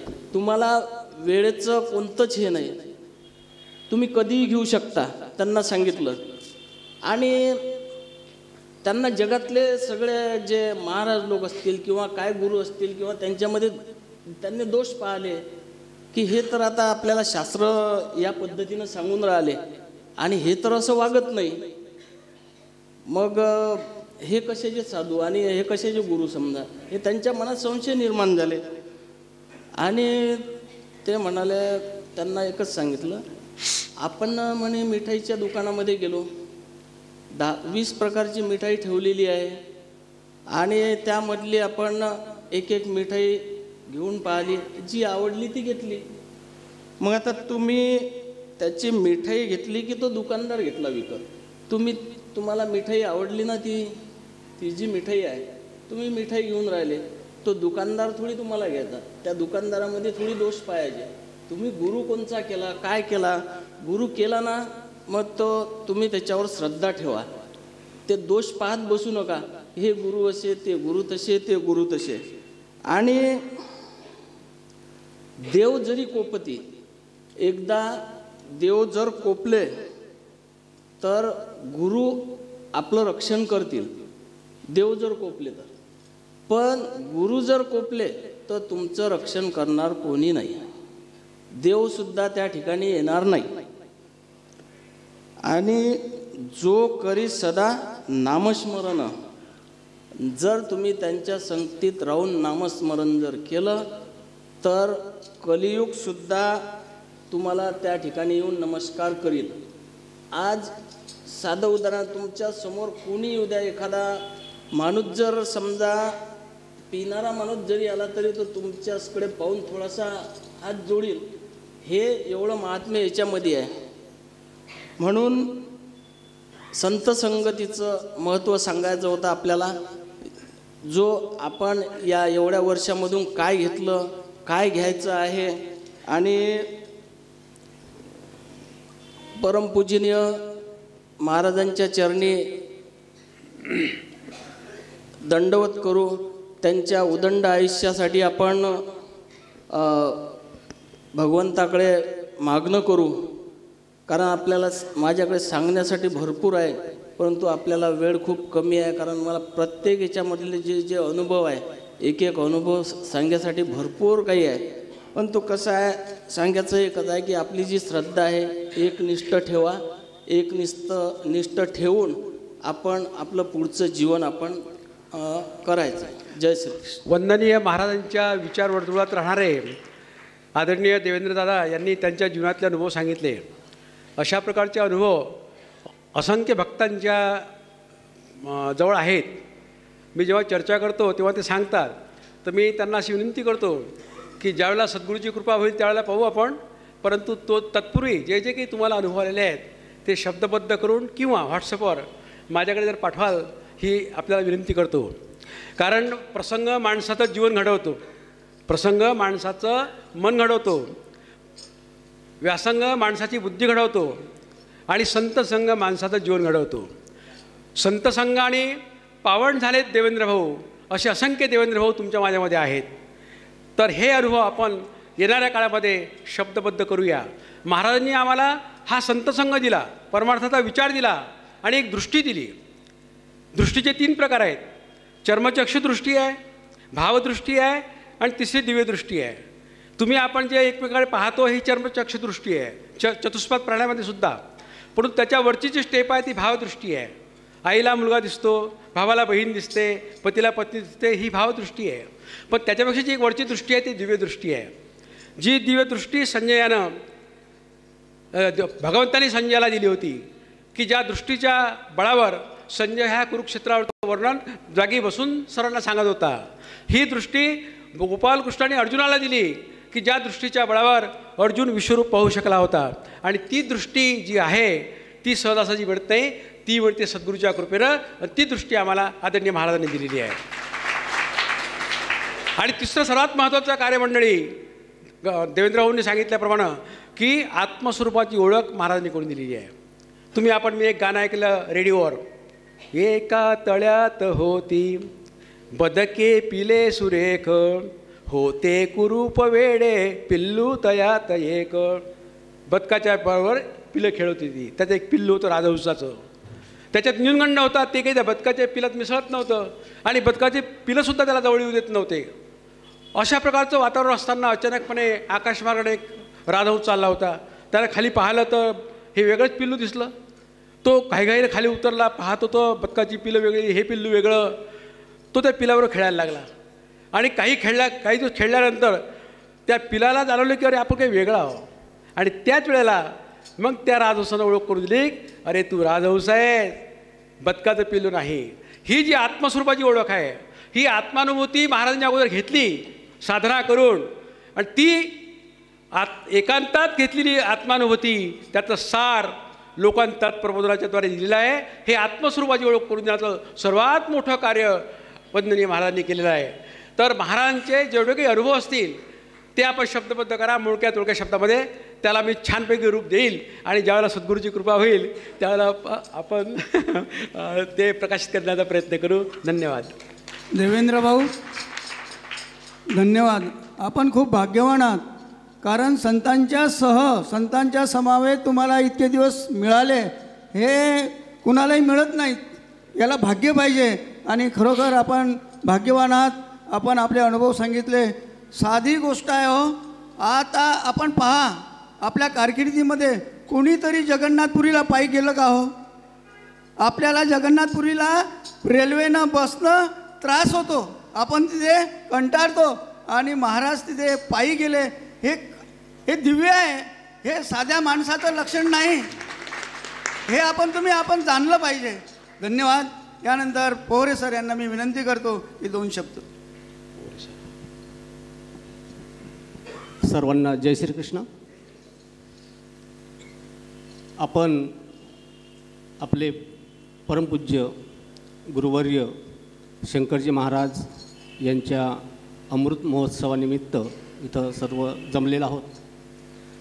आपल्याला विदितच आहे की देवेंद्रभाऊ मेतकर, शांभू पेसोडे आणि महाराजजी यांनी चारधाम यात्रा केलेल्या आहेत. या चारधाम यात्रेच्या प्रसंगानं अनेक वेळा देवेंद्रभाऊंनं आपल्याला अवगत केलेला आहे, प्रसंग सांगितलेले आहेत, आणि त्यांच्याप्रमाणेच महाराजांच्या आज्ञेनुसार मी पण या चारधाम यात्रेचे एक शब्दांकन वर्तमानपत्राच्या माध्यमातून त्यावेळेस केलं होतं.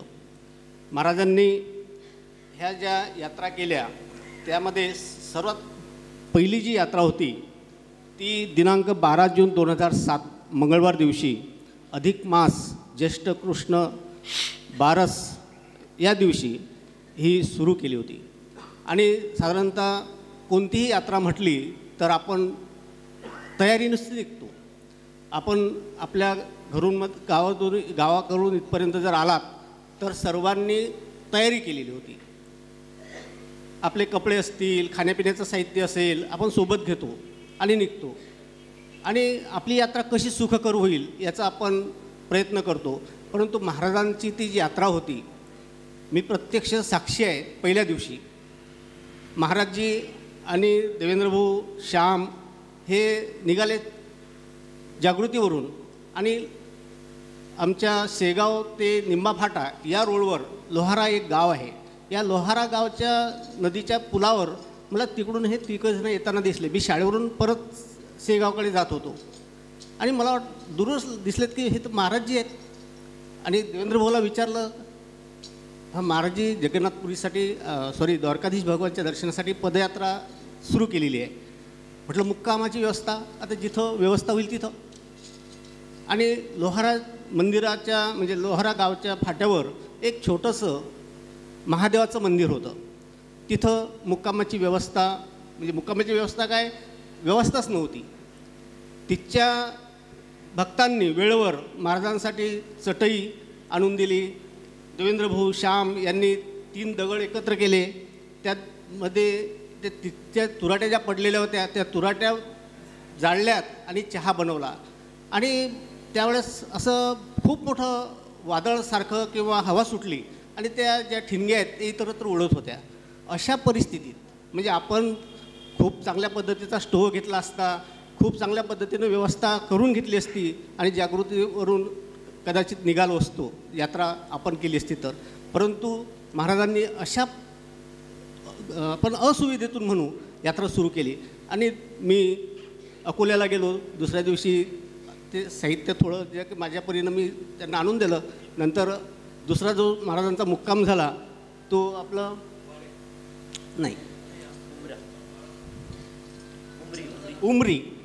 उमरी अकोट या उमरीला मुक्कामाच्या ठिकाणी तर असा प्रसंग घडला की पहाटे एवढा पाऊस आला. कारण ज्येष्ठाचा महिना होता, ऊन खूप तापत होतं, म्हणजे साधं चालणंसुद्धा कठीण होतं. आणि या प्रसंगामध्ये त्या पहाटेला एवढा मुसळधार पाऊस पडला आणि महाराजजी आणि श्याम हे रस्त्यानं जात असताना साप पाय पडता वाचलेत. म्हणजे अशा भयंकर प्रसंगातून ही महाराजांनी यात्रा केलेली आहे. खूप काही असे कठीण प्रसंग होते की जे जीवावर बेतणारे होते. अशा या प्रसंगातून सुद्धा त्यांनी आपल्या भक्तांसह यात्रा सुखरूप पूर्ण केली. महाराजांना खरोखरच महाराजांना आशीर्वाद काय म्हणा, महाराजच परमेश्वर आहेत असं मला वाटते. महाराजांनी आपल्या प्रत्येकाच्या जीवनामध्ये काहीतरी दिलेलं आहे. मला असं वाटते की आपण प्रत्येकाने महाराजांकडून काहीतरी घेतलेलं आहे आणि म्हणूनच महाराजांच्या या अमृत महोत्सवाच्या निमित्त आपण इथं उपस्थित झालेलो आहोत. आपल्याला इथं उपस्थित होऊन कृतार्थ असं वाटते. मी महाराजांनी आम्हाला त्या काळात आमच्या उरळलासुद्धा महाराजांची पहिली यात्रा जेव्हा झाली तेव्हा आमच्या श्रीमद भागवत सेवा समितीने महाराजांचा सत्कार करण्याचं ठरवलं. हरिभक्त परायण गोपाळजी महाराज, हरिभक्त परायण तुकारामजी महाराज आणि इतर सर्व मंडळी महाराजांच्या सत्कारासाठी उरळला उपस्थित होती. ज्ञानेश्वर महाराजांनी जी चारधाम यात्रा केली त्यानंतर महाराजजी हे महाराष्ट्रातले संत यात्रा करणार आहेत असं त्यावेळेस संत तुकाराम महाराज सखारामपूरकर यांनी विदित केलं होतं. मला अजूनही एक महत्त्वाची बाब ही सांगायची आहे की आपण प्रत्येकाने महाराजांकडून काहीतरी आध्यात्मिक ठेवा घेतलेला आहे. मला विष्णू सहस्त्रनाम काय आहे हे काही माहिती नव्हतं, परंतु महाराजांनी आमच्यासह इतर सर्व परिवारातील सदस्यांना किंवा सर्व भक्तांना विष्णू सहस्त्रनामाचा पाठ कसा घ्यावा त्याची संहिता दिली. आज विष्णू सहस्त्रनाम असंख्य भक्तांच्या मुखोद्गत आहे. आपल्यापैकीसुद्धा अनेकांच्या ते मुखोद्गत महाराजांमुळे झालं असेल. भगवद्गीता याचा पाठसुद्धा आपण जागृती परिवारामध्ये घेत असतो आणि भगवद्गीतासुद्धा अनेक महिला मातांची मुखोद्गत झालेली आहे ती महाराजांच्या कृपेने. महाराजांच्या कृपेने अनेक संधी, अनेक प्रसंग, अनेक चांगले योग आपल्या जीवनात आलेले आहेत. आमच्या वडिलांचा अमृत महोत्सव महाराजांच्या कृपेनेच झालेला आहे. महाराजांनी सांगितलं, गुरुजी तुमचे वडील किती वर्षाचे आहेत? महाराजांनी म्हटलं आता 74 वर्ष झाले, पुढच्या वर्षी अमृत महोत्सव करायचा, मी येईल. महाराजजी स्वतः आलेत, प्रवचन केलं. गोपाळ महाराजजी आलेत, त्यांचं आशीर्वचन झालं. पंढरीनाथ महाराज नागझरीचे ते आलेत. सर्व महाराजांमुळे आमच्या जीवनात हे प्रसंग घडलेत. सुयोग आला. आणि विमानयात्रा, मग कोणतरी म्हटलं देवेंद्र भाऊचे मुलं विमानांना येणं जाणं करतात. आम्हाला विमानयात्रा महाराजांमुळे घडली. दिल्ली ते मुंबई पहिली यात्रा जी होती बद्रीनाथजीची, त्यावेळेस आम्हाला विमानाची यात्रा महाराजांमुळे घडून आली. जोशीमठ ते बद्रीनाथजी 50 किलोमीटरची यात्रा महाराजांसोबत 50 ते 60 भाविकांनी केलेली आहे. त्यामध्ये आम्ही होतो. दुसरी यात्रा जी झाली 2008मध्ये ती मला वाटतं रामेश्वरम. तिसरी यात्रा जगन्नाथपुरी आणि चौथी यात्रा महाराजांची द्वारकाधीश भगवानची झाली. चारही यात्रेत महाराजांनी आम्हाला साक्षी किंवा सहभागी करून घेतलं. त्याबद्दल खरोखरच महाराजांचे धन्यवाद. आम्ही ऋणी आहोत. महाराजजी आपल्याला या प्रसंगी आमचं आयुष्य आपल्याला मिळो अशी एक सदिच्छा किंवा एक भावना व्यक्त करून माझे 2 शब्द थांबवतो. महाराजांना उदंड आयुष्य मिळो ही प्रभूचरणी प्रार्थना करतो. धन्यवाद. जय श्रीकृष्ण.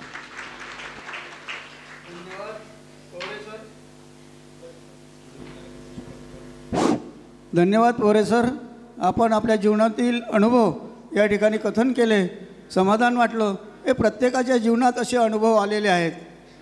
तेव्हा महाराजांचं जीवन किती खडतर आहे आणि नुसतं त्यांच्या जीवनामध्ये परमेश्वर, दुसरं काहीही नाही. नुसतं त्यांच्या जीवनामध्ये परमेश्वर आहे, परमेश्वराचं चिंतन आहे, परमेश्वराचं ध्यान आहे आणि जिथे जिथे त्यांना परमेश्वरच दिसतो, कुठेच वाईट दिसत नाही. त्यांची दृष्टी पहा तुम्ही. त्यांची दृष्टी श्रीमंत असो, गरीब असो, लहान असो, मोठा असो, समदृष्टी तुम्हाला पाहायला मिळेल. असं एकही उदाहरण दाखवा की महाराजांनी कोणाचं मन दुखवलं काय? काही नाही आतापर्यंत. महाराजांचं जीवन अतिशय वेगळं आहे. त्याची कल्पनाही आपण करू शकत नाही. सामान्य माणूस महाराजांच्या जीवनाची कल्पनासुद्धा करू शकत नाही. तेव्हा महाराजजी खरोखरच आमच्यासाठी परमेश्वरच आहेत. पोरे गुरुजींनी सांगितल्याप्रमाणे त्यात आम्हाला काहीही शंका नाही. मी आयोजन समिती भोटा यांना अशी विनंती करतो की त्यांनी महाराजांचं पूजन करावं.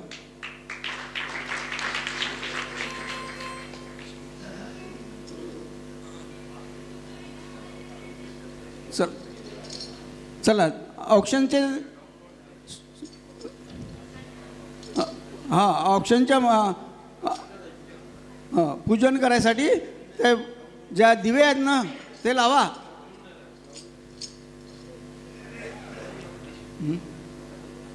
नावं सांगितलेले आहेत. समोरच महिला बसलेल्या आहेत. त्यांनी उठा.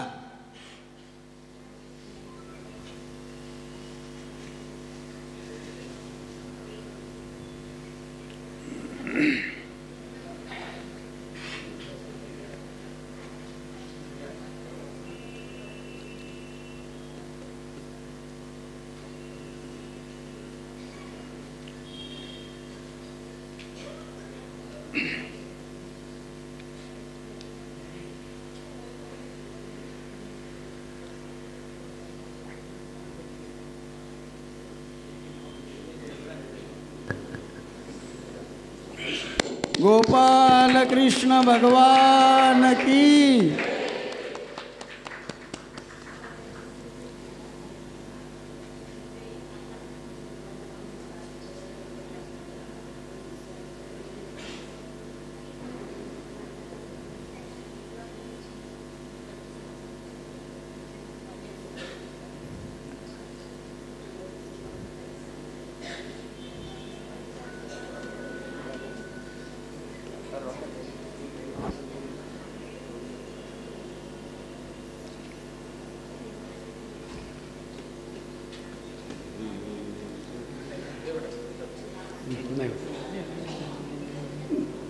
देवेंद्र भाऊ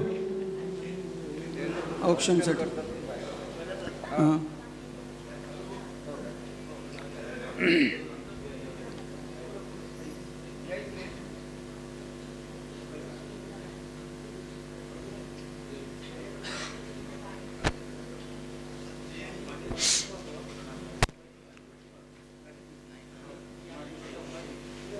इकडे या ताई.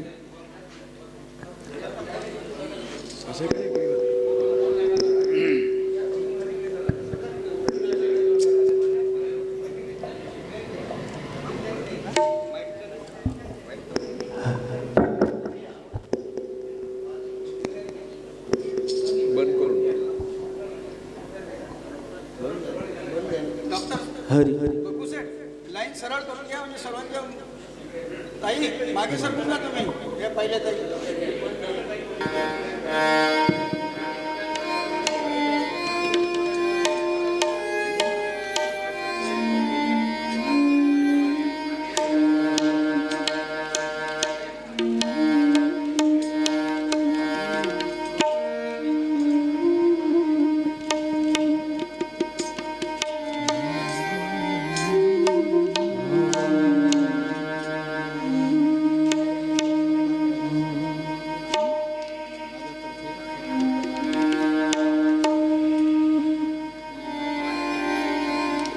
गोपाल कृष्ण भगवान बिहारी लाल की जय.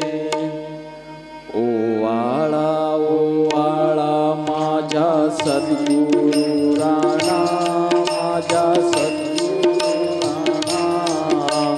पाच तत्वाच्या ज्योतीला विलादाना. निराकार वस्तू कैसी आकाराली, कैसी आकाराली. सर्वा घटी व्यापक, सर्वा घटी व्यापक माझे सद्गुरु माऊली. 16 सांदे 72 कोटीचे काया रचिले, हरिने काया रचिले. 9 खिडक्यांचा डोर, 9 खिडक्यांचा डोर आत मूर्ती बसली. सप्तसागराचा वेढा कैसा घातला हरिने, कैसा घातला हरिने. तुका म्हणे तुका म्हणे बाप माझा कैवारी आला. चला चला रखमाबाई हरिला ओवाळू, माझ्या गुरुला ओवाळू.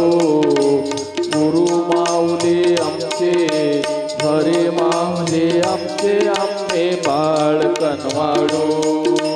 भरोशाचा सण आम्हा नित्य दसरा, आम्हा नित्य दसरा. साधू संत पहा, साधू संत पहा, तेथे अंघोळी करा. भरोशाचा सण आम्हा नित्य दिवाळी, आम्हा नित्य दिवाळी. विष्णुदास नामा, विष्णुदास नामा ये भावे ओवाळी. ओवाळा ओवाळा माझ्या सद्गुरु राया, माझ्या सद्गुरु राया. पाचही तत्वाच्या, पाचही तत्वाच्या ज्योती लाविल्या धाना. गोपाल कृष्ण भगवान की जय. बाके बिहारी लाल की जय जय श्री राधे, जय जय श्री राधे, जय श्री राधे, जय जय श्री राधे, जय जय श्री राधे. जय जय श्री राधे. राधा सर्वेश्वर भगवान की जय.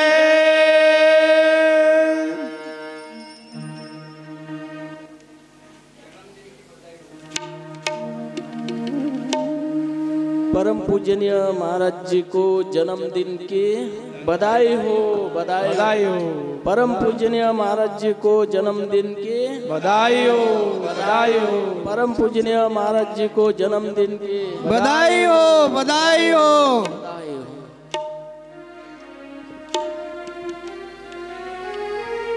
यानंतर एका भक्ताच्या शुभेच्छा आलेल्या आहेत महाराजांना, त्या आखरे सरांच्या.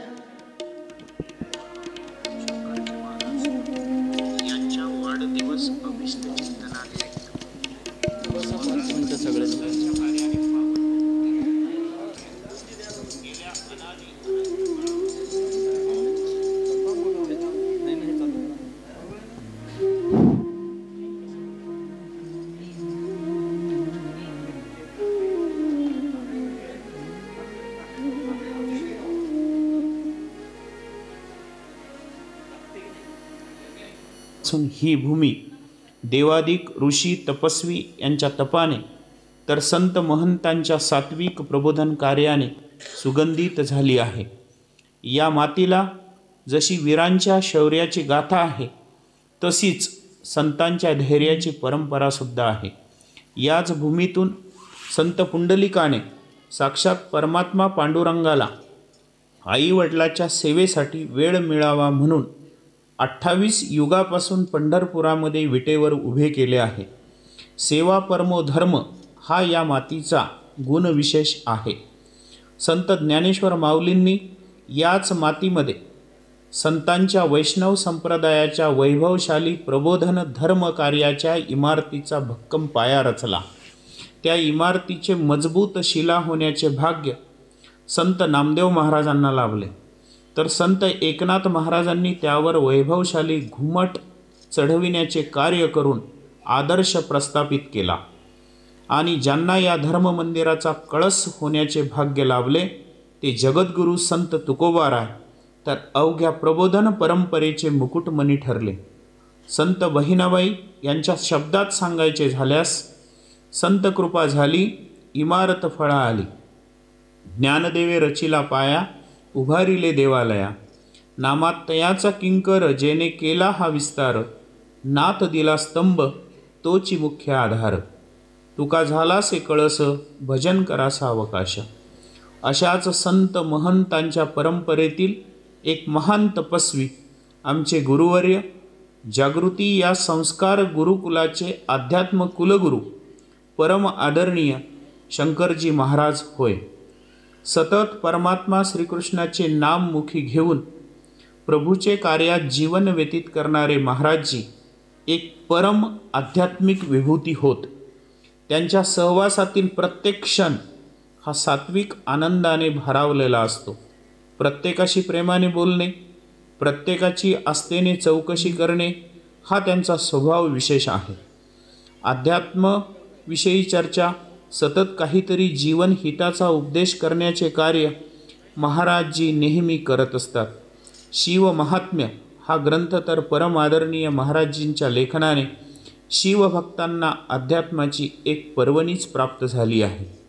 शिवमहात्म्य ही रचना जगाच्या कल्याणा, संतांच्या विभूती, देह कष्टविती परोपकारे या उक्तीचा प्रत्यय देत आहे.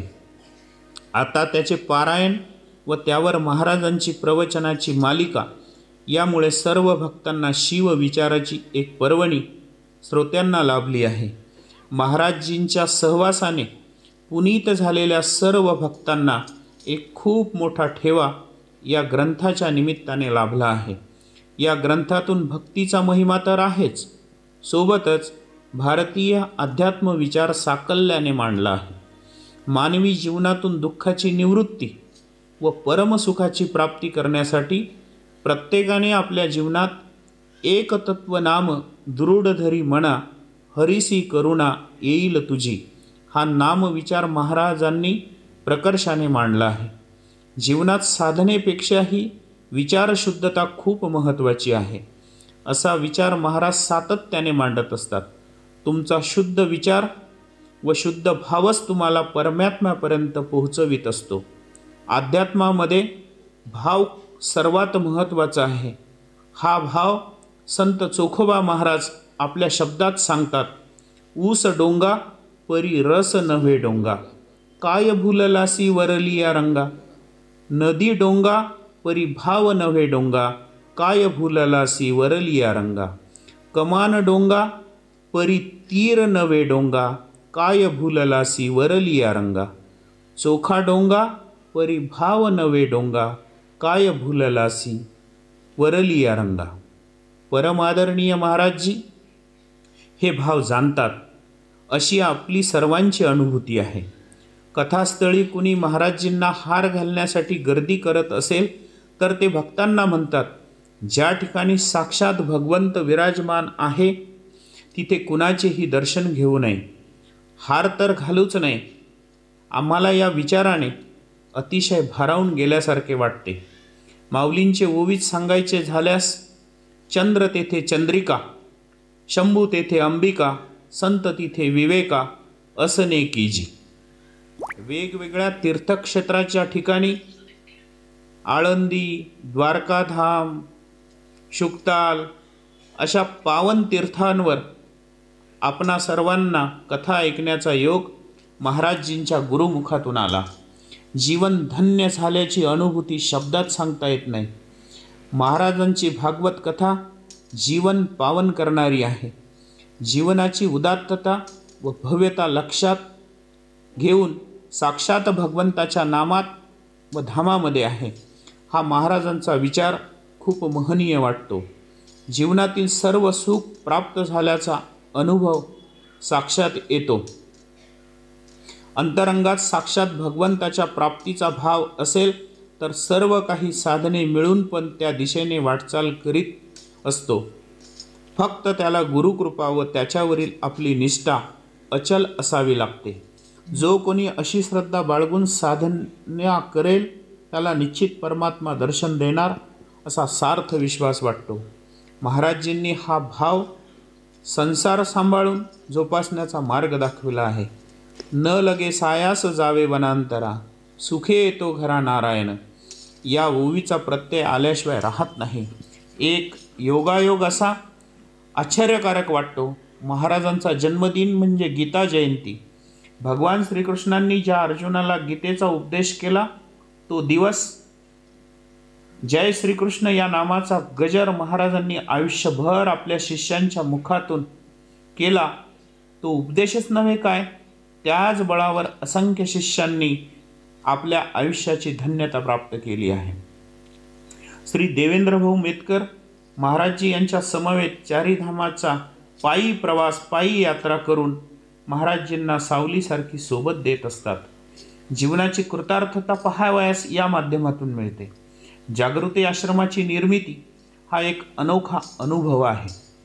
ओसाड माळ रानावर या जमिनीवर फुलविलेली अध्यात्मभूमी, देवतांच्या देवालयासोबतच ज्ञानमंदिरांची निर्मिती व नापासांची शाळा, एक अभिनव उपक्रम महाराजांच्या दिव्य अंतःकरणातून साकारण्यात आला. जो कोणी जीवनाच्या शाळेत नापास झाला असेल त्याने जागृती आश्रमाच्या देवालयात येऊन महाराजींच्या कथा प्रवचन विद्या ऐकून जीवनाची परीक्षा उत्तीर्ण करावी व आपले जीवन धन्य करावे. तसेच जो कोणी शाळेत नापास झाला असेल तर त्यांना जागृती ज्ञानपीठामध्ये प्रवेश घेऊन आपला शालेय शिक्षणाचा प्रवास पूर्ण करावा व पुढील शिक्षण तेथेच घेऊन उच्च विद्या विभूषित व्हावे. असे सर्व पंचक्रोशीला सुशिक्षित व संस्कारित करणाऱ्या जागृतीच्या या महात्म्य कुलगुरूंना शतदा चरणस्पर्श. गीता जयंती म्हणजेच मोक्षदा एकादशीला महाराजजींचा वाढदिवस. महाराजजी आपण शतायुषी व्हावे ही ज्ञानगंगा आम्हा सर्व भक्तांना आपल्या भक्तिधामात पावन करावे. या जन्मदिनाच्या पावन पर्वावर आपणास निरोगी दीर्घायुष्य लाभो ही संत ज्ञानेश्वर माऊलींच्या चरणी मनपूर्वक प्रार्थना. याचे लेखन प्राध्यापक डॉक्टर हरिदास आखरे शेगाव यांनी केलेले आहे. याचे वाचन आणि याला आवाज देण्याचं काम प्राध्यापक गजेंद्रसिंह राजपूत सर बुलढाणा यांनी केलेले आहे. जय श्रीकृष्ण. जय श्रीकृष्ण. आखरे सर धन्यवाद. अत्यंत चांगल्या शब्दामध्ये महाराजांना तुम्ही शुभेच्छा दिल्या. आमच्या सर्व श्रोत्यांतर्फे तुम्हाला धन्यवाद. यानंतर रोहनकार आणि इंगळे परिवार महाराजांचं स्वागत करतील.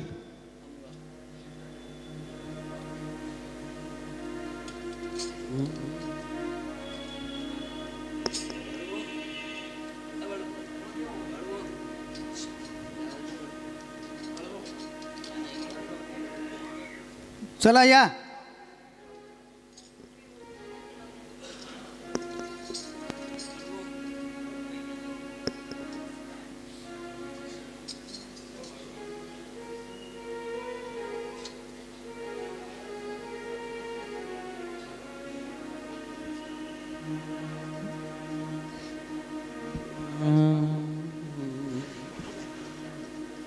चला लवकर. चला इंगळे परिवार रोहनकर परिवार. गुरुदेव तुम्हारी जय जय हो. गुरुदेव तुम्हारी जय जय हो. गुरुदेव तुम्हारी जय जय हो. गुरुदेव तुम्हारी जय जय हो. गुरुदेव तुम्हारे जय जय हो. गुरुदेव तुम्हारे जय जय हो. गुरुदेव तुम्हारे जय जय हो.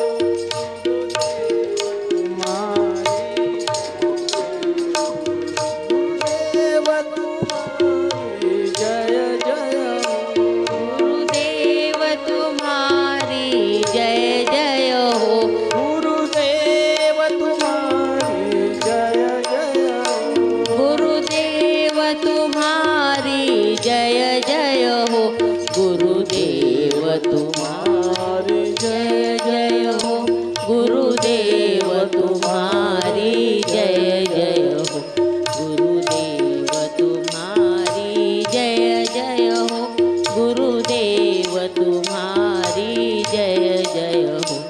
गुरुदेव तुम्हारी जय जय हो, गुरुदेव तुम्हारी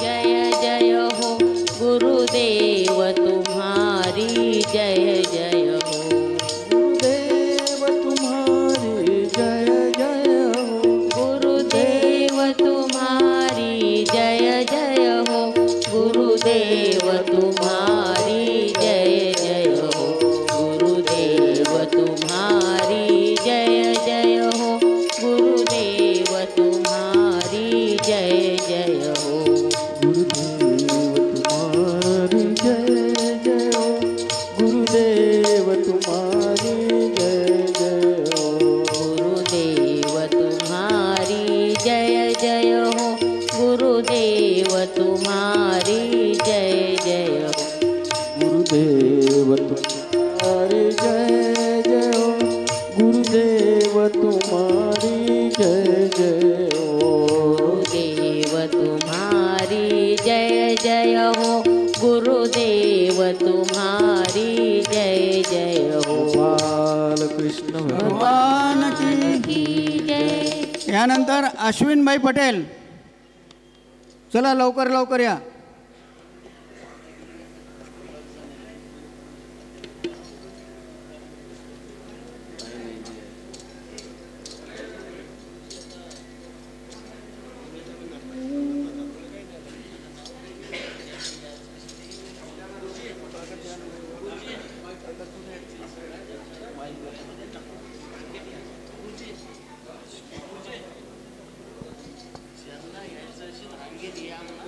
एक मिनिट हे झाल्यानंतर हां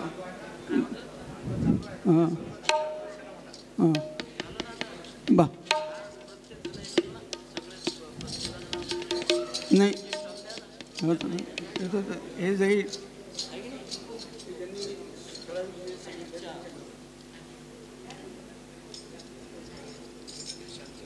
यानंतर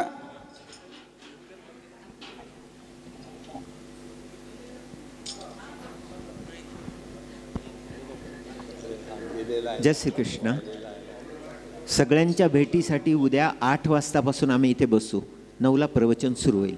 1 तासामध्ये सगळ्यांची भेट होईल. 1-2 शब्द बोलता येईल.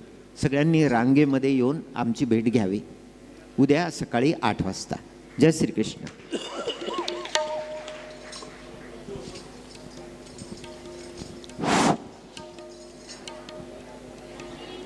यानंतर आज जे 11 लोक आलेले आहेत पोरेसोबत, त्यांचा ग्रुप महाराजांचं स्वागत करेल.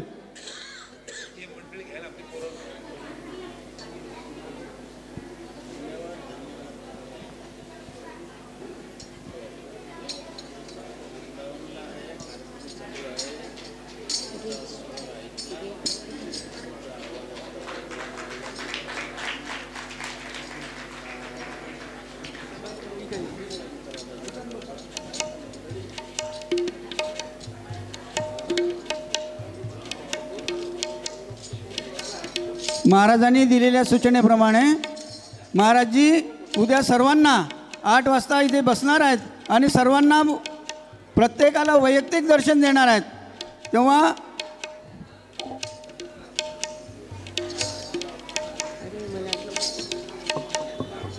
आरामानं इथे दर्शनाची गर्दी करू नका. दर्शनाची गर्दी करू नका. उद्या आपल्याला वेळ दिलेला आहे महाराजांनी. इथे कोणी उठू नका.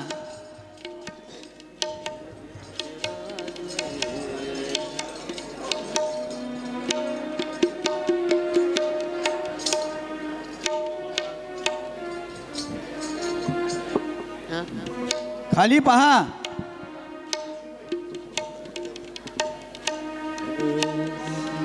कृष्ण भगवान की जय.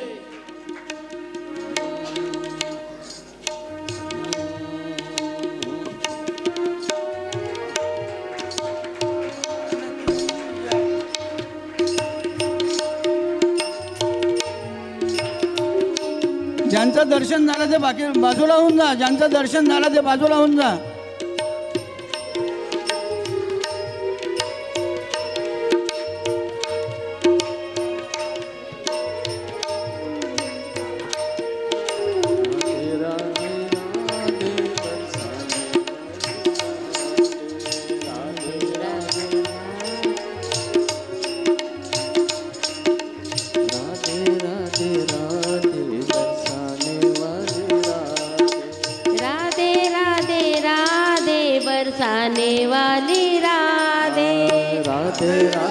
राधे बरसाने वाली राधे राधे राधे राधे बरसाने वाली राधे राधे राधे बरसाने वाली राधे राधे राधे राधे बरसाने वाली राधे राधे राधे राधे बरसाने वाली राधे राधे राधे राधे बरसाने वाली राधे राधे राधे राधे बरसाने वाली राधे राधे राधे राधे बरसाने वाली राधे राधे राधे राधे बरसाने वाली राधे